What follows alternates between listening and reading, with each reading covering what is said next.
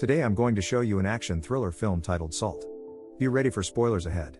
The story kicks off in a prison in North Korea. CIA agent Evelyn Salt is being tortured to try to make her confess her spy activity, and they won't believe her when she says she's just here for business. Sometime later, her fellow agent Ted comes to rescue her by accepting to do a prisoner exchange. Salt is confused by this because the rules say one life isn't worth saving if it will ruin the cover of hundreds, and Ted agrees it's true, but the CIA was forced into doing this by Salt's friend Mike. When he found out what happened to her, Mike petitioned the Senate and the State Department, so the CIA gave in to avoid bad publicity. 2 years later, Salt and Mike are married and living together with a dog and Mike's spiders, since he's an arachnologist. Salt is sticking to paperwork at the CIA for now, but one afternoon, Agent Peabody asks her for help interrogating a Russian defector that just walked in because she can speak the language. The guy's name's Orlov, who instantly notices Salt's wedding ring and comments that a husband must be a distraction for an agent. He explains he has cancer and that he used to work for the KGB. Both things get confirmed on the system, and so he's allowed to share his story. In 1975, a Russian patriot came up with a plan to destroy America. He started stealing babies and training them from a young age to become the best spies in the world, drilled with idiosyncrasy and ideology. When they became old enough, these warriors were sent to the US as sleeper agents to patiently await the day to attack from within, and that day will come soon. During the funeral of the American vice president, Agent KA-12 is supposed to kill the Russian president. The CIA agents think this Orlov is selling smoke, so they cut the interrogation short. When Salt's about to leave, Orlov reveals the name of KA-12 as Evelyn Salt. This makes Salt believe she's being set up and asks Ted permission to call Mike because of Orlov's comment about her wedding ring, but Mike won't pick up. Peabody still needs to cover all possible options and locks Salt in an office while he argues over what to do next. A couple of agents try to move Orlov to a different room by taking the elevator, but Orlov takes them by surprise with a knife hidden in his shoe and kills them both. Orlov escapes the building, and the CIA is so distracted with starting a tracking plan that it's easy for Salt to leave the office, saying she has to ease herself. She manages to take the emergency stairs, but the agents finally notice and begin locking all the doors. Salt grabs a fire extinguisher to blur out all the security cameras, and Ted calls her directly to her phone to point out this makes her look guilty, but Salt doesn't care. Her priority is finding her husband. She makes it to the closet with the cleaning supplies and mixes them inside a table leg. Thus, when the tactical team comes after her, she makes this makeshift bomb explode on their faces. Then she takes a gun from one of the agents and uses it to smash a window through which she finally escapes. After running for a couple of blocks, Salt takes a taxi and tries calling Mike again, but he still doesn't pick up. Then Salt destroys her SIM card in case she's being tracked and thinks back to when Ted told her years ago to befriend Mike. Since he was an important scientist with unrestricted access to the borders of North Korea, he could be the perfect cover to get her inside. When Salt returns to her apartment, Mike is nowhere to be seen, and there's evidence of him having been kidnapped. Salt immediately packs a bag, including a gun and a spider, and leaves through the window with her dog. At the same time, the CIA arrives at her place. Peabody becomes frustrated when they find the apartment empty, and Ted points out that maybe Salt is telling the truth and she's being set up. Salt is climbing around the building and visits her young neighbor to ask her to take care of her dog while she's gone. Salt takes the chance to change into new clothes too and begins thinking of Mike again. In the old days, Salt would show up at the museum a lot just to befriend him for the mission, but she became legitimately interested in him. Afterward, Salt leaves the building with a cap on her head, but Ted recognizes her anyway and they begin to chase her through the city. Eventually they manage to surround her on the highway, and Salt tries to explain she's innocent. Someone is setting her up to distract the CIA from the real person that will be killing the Russian president. Nobody believes her, so Salt decides to jump off the highway, landing on a truck that helps her get away. The CIA and the police immediately begin chasing her in their vehicles, prompting Salt to begin jumping from truck to truck. When they get close enough, Peabody tries to shoot her and ends up wounding Salt on her hip, causing her to fall and continue on foot. At that moment, a biker appears on the road, and Salt gets the chance to push him away and steal his bike. This allows her to drive among the cars, leaving the CIA behind because they don't have room to follow. As Salt gets away, Peabody gets a message from his research team explaining that Salt lost her parents as a kid and was sent to Russia, which matches Orlov's story. Moments later, Salt goes to a biker bar to cover her wound with a pad and change into new clothes as she keeps thinking about Mike and the happiness they had together. Next she takes a bus to New York, and she remembers the day she was freed from the Korean prison. She confessed to Mike that she was actually CIA and their thing couldn't be, but Mike didn't care and asked her to be his anyway. When Salt arrives in New York, she stays at a luxury hotel under a fake name and steals a coat from a hanger. In her room, she takes off her contacts and her fake teeth, revealing the truth. She is indeed a Russian sleeper agent, and Orlov showing up had been part of the plan to let her know her next objective. Salt has brought a huge amount of weapons with her, and she takes the venom from the spider to poison her bullets. She also uses a computer to download the maps of the subway system tunnels to start planning the assassination of the Russian president. While she dyes her hair black, she remembers the day she was accepted into the CIA and how easily she convinced everyone that she wanted to protect the USA. The next day, the streets are crowded with all the people that came to say goodbye to the vice president, and the CIA is there on the lookout for Salt, so she takes the subway. The station that should stop at the church is closed because of the funeral, but Salt's prepared. She releases a smoke bomb in the wagon, and while everyone is distracted, she jumps out of the subway, using the map she downloaded to find her way through the tunnels. This allows her to enter the church undetected, and she begins fighting every guard she comes across to make her way to the room that is exactly under the church podium, where the Russian president is currently giving a speech. Ted and Peabody receive a message that they're losing guards and go to investigate, but Salt is many steps ahead of them already. She puts a bomb on the roof of the room, and when it explodes, the floor crumbles under the Russian president, making him fall into the room underneath. Salt wastes no time and shoots him with the poison bullet. The noise she makes allows Peabody to find her.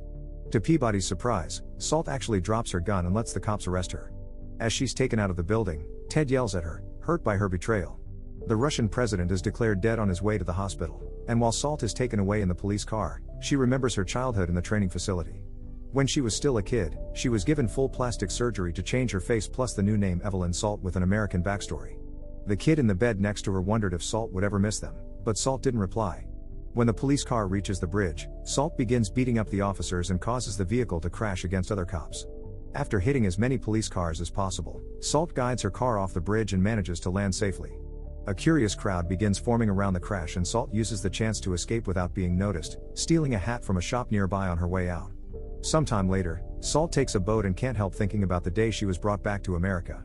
She was taken by a new family with whom she would patiently until she got new orders.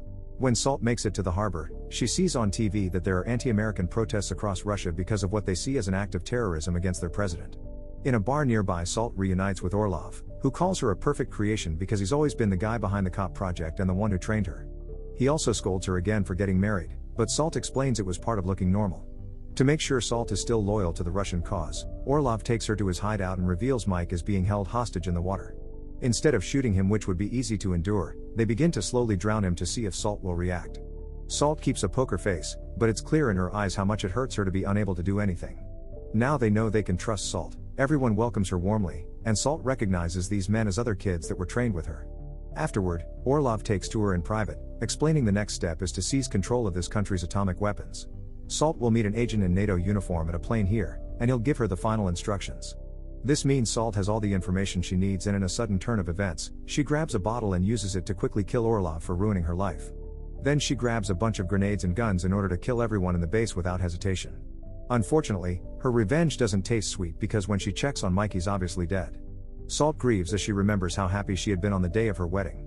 Moments later, Salt goes to take the assigned plane and is delighted to see Schneider, the boy who said he would miss her. He's become a powerful colonel, and he'll be taking Salt as his attaché to the White House, where they have to kill the American president. Schneider also points out there must be other sleeper agents inside already. A few hours later, they arrive in Washington, and Salt puts on a man's costume to match the fake ID that Schneider got him. They go through White House security with no issues, and they notice the CIA is attending the meeting with the president as well. As part of the plan, Schneider suddenly begins pretending he's going crazy and pushes Salt away before shooting at everyone in his path. The guards take the president away right before Schneider activates an explosive, and Ted tells his coworkers he thinks Salt may be around. Salt is using the distraction created by Schneider to steal a card key and get rid of her costume. She sees the agents taking the president to a bunker by using the elevator, so after they're gone, she knocks out the guard to then force open the doors and climb down the elevator shaft. The president and the agents make it to the bunker, thus Salt rushes to sneak inside the corridor right before the doors close, knocking out any guard she finds in the way. While Salt destroys the panel that controls the doors and the cameras, the team informs the president that Intel has confirmed Russia is getting its missiles ready. The president asks to start looking at their nuclear options while some agents go out to check what happened to the doors, but Salt easily beats them up. The president gets in contact with some army leaders to get the authorization code for their nuclear weapons. The White House security team discovers Salt is approaching them, and Ted asks for a weapon, but the guard refuses because of protocol related to the president's presence. Ted suddenly shows his true colors and takes the weapons from the guard by force to then kill everyone in the room. Ted reveals he's also a Russian sleeper agent and asks the president to collaborate. When the president refuses, Ted kills him too. When Salt finally makes it inside, she finds the final door locked and must talk to Ted through the intercoms. Ted explains he never told her the truth because making friends is dangerous, and she didn't recognize him because he was in a class ahead of hers. A new security team is already outside trying to bring down the door while Salt pays attention to what Ted is doing. Learning that he'll launch nuclear missiles into the Middle East to incite those countries to attack the US, Salt tells Ted she wants to help him and be with him. But when Ted is about to open the door, he sees something shocking on the news. The Russian president is just fine and his death had been attributed to temporary paralysis, which had been Salt's plan with the spider poison all along. Ted realizes Salt stopped being loyal to Russia when she fell in love with Mike, and to get her back, he starts explaining he was the one that had to convince Orlov to use Salt as the agent for the assassination. Orlov hadn't wanted to at first because he knew she wouldn't come out of it alive and he was fond of her. Ted is also the one that asked Orlov to take Mike hostage. Hearing this makes Salt so furious that she starts shooting at the glass to get him, but the window's bulletproof. While Ted uses the president's hand to authorize the missiles, Salt changes tactics and shoots at the wall to reveal the system that keeps the locks up. By destroying it, she finally gains access to the office and begins fighting Ted hand to hand. At first Ted seems to easily overpower her, but soon Salt manages to push him away and rushes to the desk to stop the launch.